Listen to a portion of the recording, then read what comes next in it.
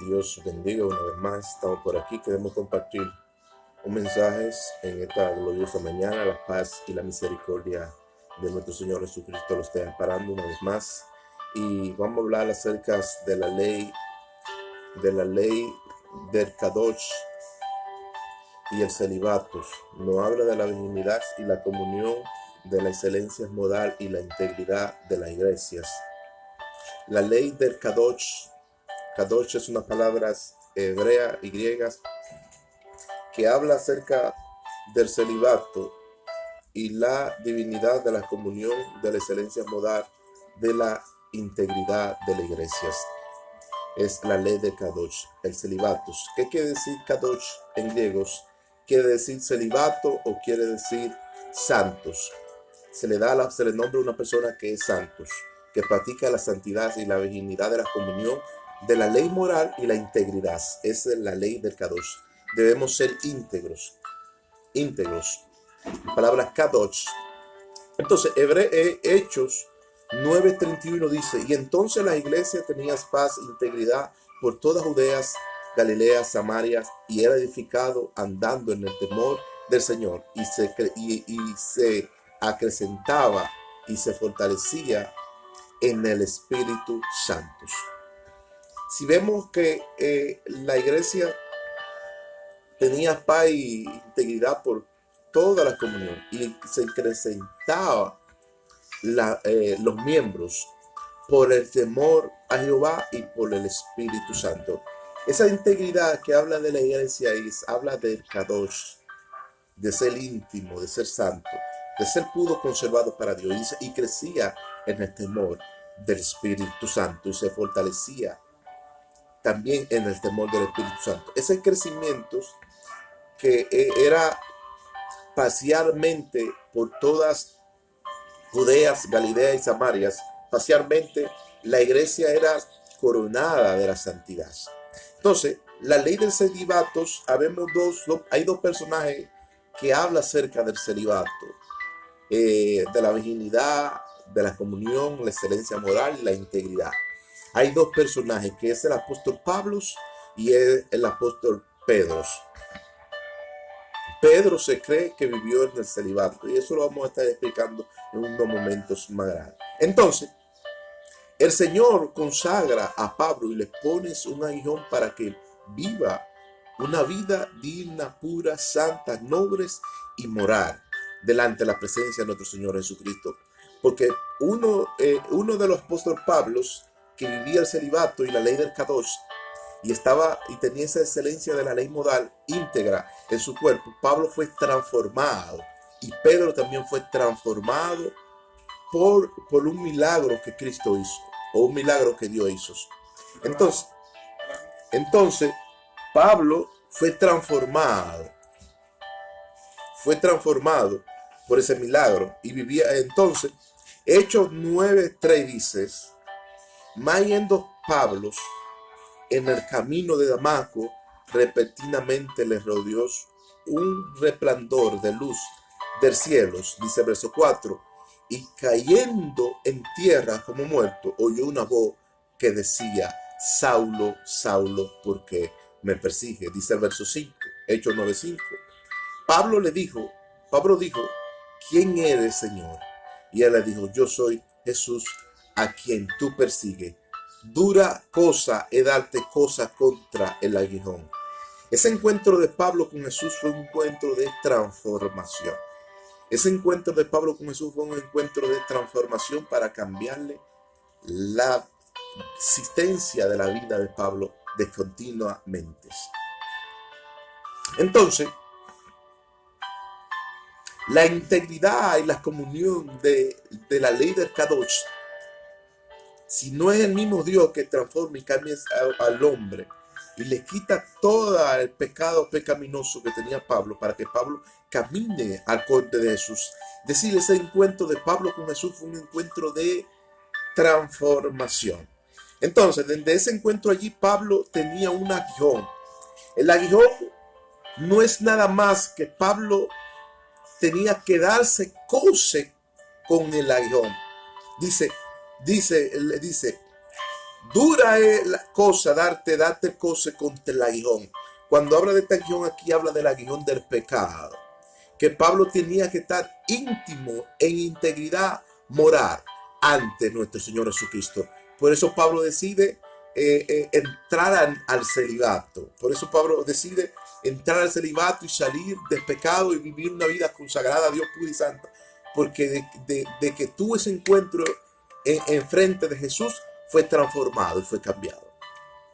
Entonces, el aguijón aquí es que Pablo no podía cometer pecado. Tenía que pelear con el pecado. Tenía que pelearle un cuerpo pecaminoso que él tenía del pecado para no cometer el pecado. Ese era el aguijón que Pablo tenía. Y era algo de muerte. Es decir, por eso Pablo golpeaba su cuerpo en servidumbre al servicio de nuestro Señor Jesucristo. Él golpeaba su cuerpo al servicio de nuestro Señor Jesucristo porque cada día, porque esa era una debilidad que tenía. Esa debilidad, ese pecado, esa debilidad que tenía, le dice el Señor, dudas cosas, date cosas con entrar el aguijón. Es decir, esa debilidad, ese aguijón que tenía, era que él tenía que luchar con el pecado de la carne. Diario tenía que luchar con eso. Entonces, ese era un aguijón fuerte. Entonces, vemos que Pablo aquí es transformado y entra al celibato. Pablo entra al celibato y vive una vida noble, pura, santa, moral delante del Señor en integridad. ¿Para qué? Para que el Señor lo iba dirigiendo. Él estando en un cuerpo de muerte, estando en un cuerpo de pecado. Entonces, ese aguijón golpeaba todos los días su carne y lo golpeaba. Entonces, eso era un milagro de transformación. Y vemos la vida de Pablo aquí cuando Pablo después de ser un perseguidor de la iglesia, vemos el testimonio de Pablo cómo cambia, cómo la vida se devuelve en torno a la perspectiva de Pablo, cómo Dios transforma a Pablo, cómo lo usa, cómo lo pasa por delante de grandes doctores de la ley. Y Dios lo enseñorea con grandes conocimientos. ¿Y cómo camina con ese gran conocimiento? Y Dios los conduce bajo los pies de Gamaliel. Y ahí vemos la vida de Pablo, que es totalmente transformada, cambiada. Entonces, Pablo enseña a toda la comunidad de la iglesia, enseña también a los solteros que deben tener una consagración exclusiva en el templo del servicio, en el culto al Señor. A todos los solteros, Pablo les exhorta, porque Pablo entró al celibato. Y Pablo, como vivió una vida de soltería, no se casó, tenía el don de contingencia o de continencia o el don de abstenencias. Pablo exclusivamente se llama en el templo del servicio al culto del Señor a los solteros. Le enseñaba que podía durar su soltería sin cometer el pecado. Pero dice aquí, 1 Corintios 7:6, Pablo le enseña a los solteros. 1 Corintios 7:6 dice, más digo yo por vía de concesión, no por mandato del Señor. Dice Pablo, 1 Corintios 7:6, dice Pablo, más digo yo por vía de concesión, no por mandamiento. Dice el verso 7, 1 Corintios 7:7, quisiera más bien que todo hombre fuera como yo, pero cada uno tiene sus propios dones. A la verdad uno es de un modo y a la verdad otro de otro modo. Dice el verso 8 y más para abajo. Digo pues a los solteros y a la viuda que es bueno le fuera mejor quedarse como yo. Dice el verso 9. Pero si no tiene el don de continencia o contingencia o abstenencia para que se estén quemando, mejor que se case. Decir mejor que se case. Si no tiene el don de contingencia o abstenencia para que se estén quemando, mejor que se canse. Pero le dice a los solteros ahí más para abajo, era mejor quedarse como yo, como que, como en el celibato. vivir una vida de celibato, pura, consagrada al Señor, esa vida exclusiva en el templo, del servicio al culto al Señor. Y eso le agrada al Señor. Y eso es parte del Señor. Entonces, Pablo en el templo enseñaba todo esto a los miembros, pero dice el verso 25, ahí más para abajo, dice el verso 25, en cuantos a las vírgenes, no tengo mandamiento del Señor, mas soy mi parecer, más doy mi parecer, como quien has alcanzado madurez y misericordia del Señor, para que sean fieles, para que sean fieles. Dice que no tenías mandamiento. Más doy yo mi parecer, dice Pablo, doy yo mi parecer a la viuda, a los solteros.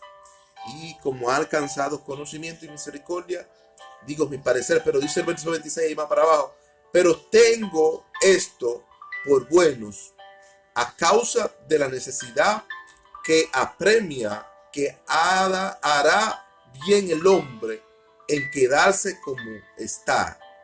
Más vale bien el hombre quedarse como está. Pablo dice que más vale bien el hombre quedarse como está. Pablo, que vivió una vida de celibato, de soltería, nunca se casó. Pablo le dice más vale bien el hombre quedarse soltero como está. Primero el hombre, Pablo ve un punto clave en el hombre, que primero el hombre tiene que terminar todos sus estudios, vivir una vida consagrada de devoción al Santísimo Dios, esa vida de devoción, y terminar sus estudios y consagrarse en el altar para Dios. Y después que termine, si tú quieres, puedes casarte, y si no, no te casas. Entonces, Pablo le da estos conceptos a los solteros y a las vírgenes.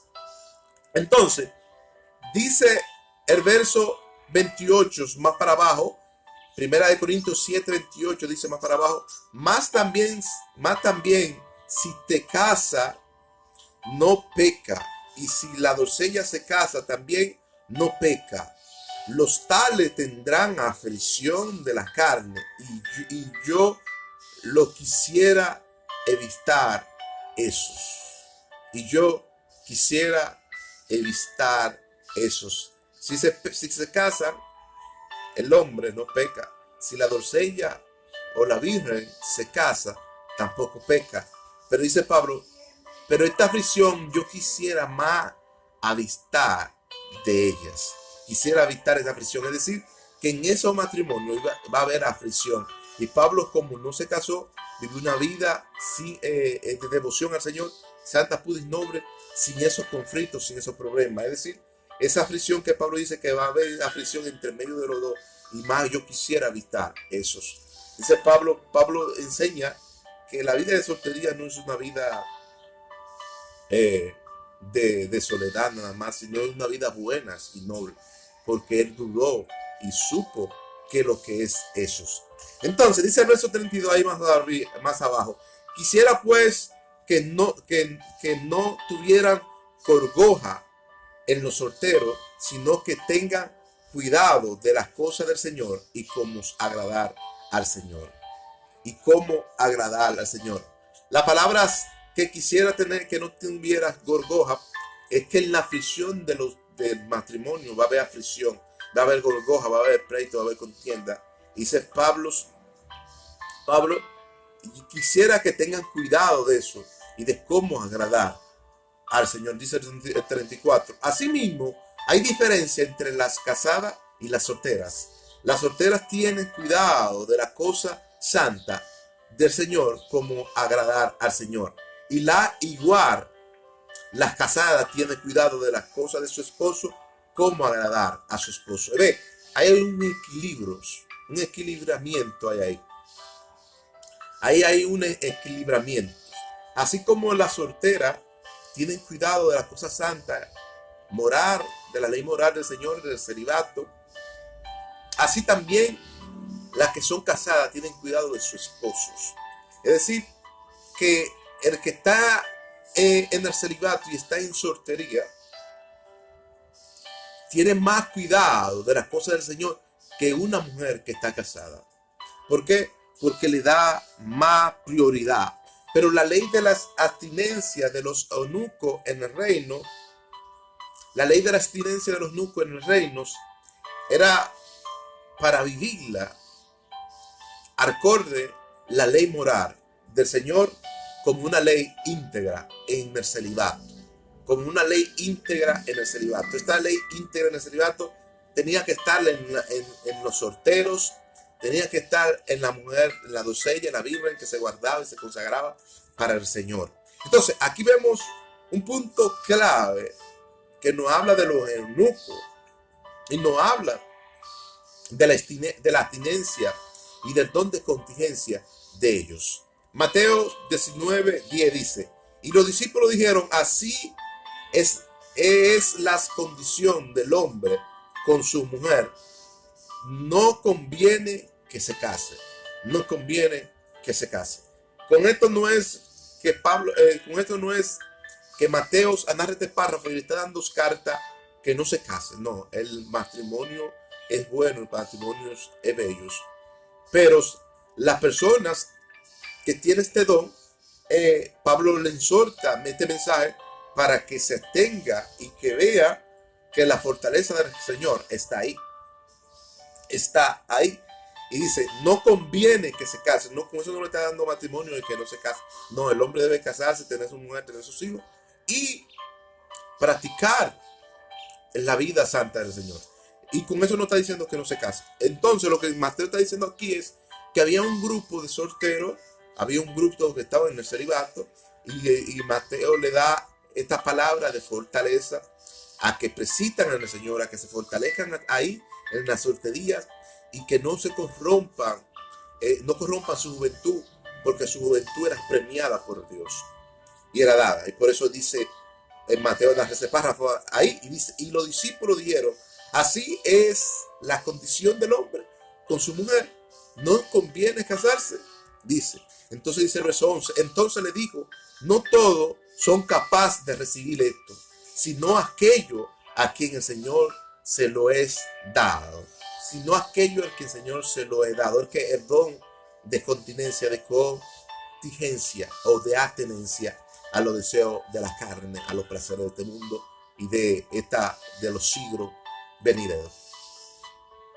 Entonces dice a los que recibieron aquellos a quien se lo es de dárselo. Entonces le dijo, no todo es capaz de recibir esto, sino aquello a lo que quien es dado. Dice el verso 12, pues hay eunucos que nacieron así desde el vientre de su madre, y hay eunucos que son hechos eunucos por los hombres, y hay eunucos que así mismo se hicieron eunucos por causa del reino del Señor.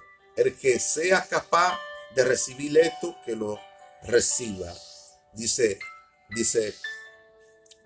Mateo, el que es capaz de recibir esto, que lo reciba. Y esto es una ley también que había en el pueblo de Dios y que los solteros debían guardarla en la soltería. Pero Pablo no habla y no alusiona que hubieron eunucos que se hicieron eunucos por los hombres, no por Dios. Hubieron que nacieron eunucos desde el vientre de su madre. Y hubieron eunucos que se hicieron eunucos por el reino del Señor. ¿Por qué? Porque le agradaba las cosas santas, agradaba amar la obra del Señor. Y era parte de las contingencias del don que Dios le había dado. Primera de Corintios 1:2 dices, Pablo llama a la iglesia de Dios. Pablo, que estaba en el celibato, llama a la iglesia de Dios que está en Corintio a que se santifique y lave en sus pecados y que se presente como una iglesia pura y santa para el Señor, como dice la Biblia en Efesios 5:27, que dice Efesios 5:27, dice, y presentaré mi iglesia santa, pura, sin mancha, lavada y purificada en los últimos tiempos para la venida del Señor, pura y santa, dice Efesios 5:27. Entonces, la santificación y la consagración era una señal de justicia que se santificaban a los niños, a los adolescentes y a los creyentes al octavo día, como la ley del Kadosh, como dice Romanos 4:11. Romanos 4:11 era una señal de justicia para santificar los adolescentes, a los niños y los creyentes al octavo día. Eso era una ley de santificación. Entonces, Pablo nos manda a presentar nuestros miembros en santidad para el servicio de la justicia del Señor. Como dice Romanos 12:1. Asimismo, hermanos míos, les ruego por la misericordia divina del Señor, que presentemos vuestro cuerpo en sacrificio vivo, santo y agradable a Dios, que es vuestro culto racional, que es vuestro culto racional. Es decir, Pablo da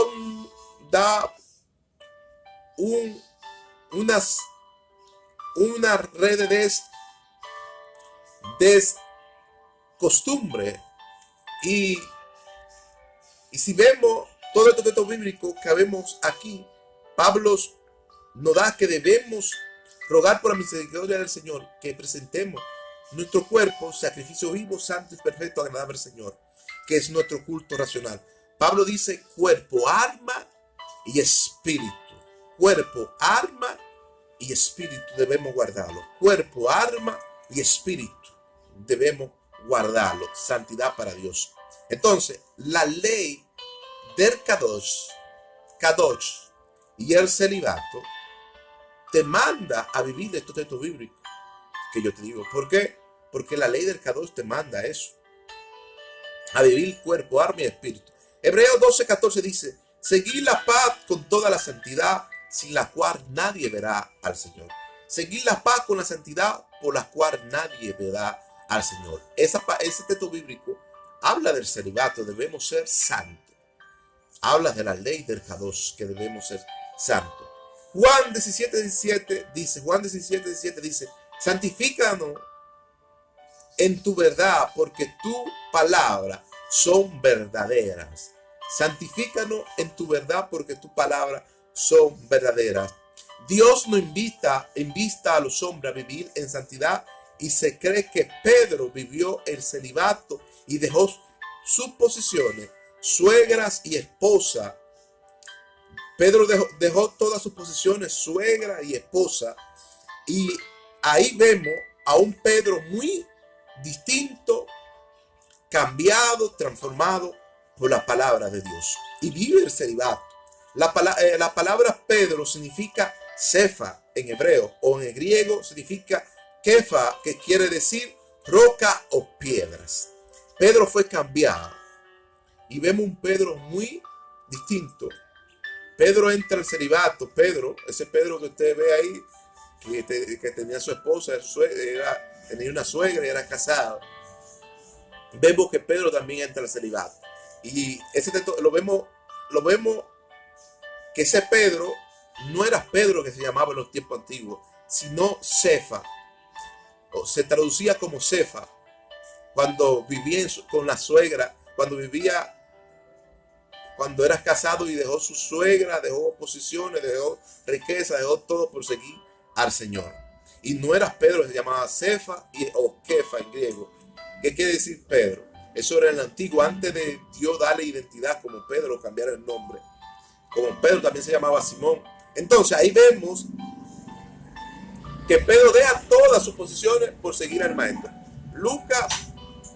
Lucas 18:28 dice, entonces Pedro dijo, he aquí nosotros hemos dejado todas nuestras posesiones y te hemos seguido a ti. Ahí lo dice Pedro. Lucas 18:28. Entonces Pedro dijo, he aquí, Señor, nosotros hemos dejado todas nuestras posesiones y te hemos seguido a ti. Pedro deja su suegra, deja su esposa, deja todas sus posesiones por seguir al Señor. Ahí vemos a Pedro muy distinto entre el celibato, que es cambiado, y Pedro nos llama a vivir una vida piadosa de santidad y de devoción al Señor. Pedro nos llama a vivir una vida piadosa, de santidad y de devoción en santidad al Señor. Primera de Pedro 1:14 dice: sean hijos obedientes y no os oten conforme a los deseos que antes tenía, estando en vuestra ignorancia, dice el verso 15. Primera de Pedro 1:15, dice el verso 15 ahí, sino como aquel que os llamó a ser santos, ser también vosotros santos en toda vuestra manera de vivir, dice el verso 16, porque Cristo está, ser santo porque yo soy santo. Pedro nos llama a vivir 3 veces la santidad al Señor, 3 veces nos llama a vivir la santidad al Señor, a vivir una vida piadosa en santidad al Señor y ser obediente de esto. Porque en otro tiempo caminábamos conforme a los deseos de los siglos de la vida digna, de la vida inmoral de la carne. Entonces dice en el verso 15, ahí nos llama a vivir una vida santa, de devoción en toda vuestra manera, de vivir en toda. Cuando dice en toda vuestra manera de vivir. Y dice, y en Cristo está, ser santo porque yo soy santo. Pedro vivió el celibato. Entonces, Primera de Tesalonicenses 5:23 dice, cuando Pedro nos llama a vivir esa vida de devoción, también Pedro nos llama a vivirlo en cuerpo, alma y espíritu. Como dice Primera de Tesalonicenses 5:23, y el mismo Dios de paz os santifique por completo, cuerpo, alma y espíritu, y sea guardado irreprensible ante el Señor.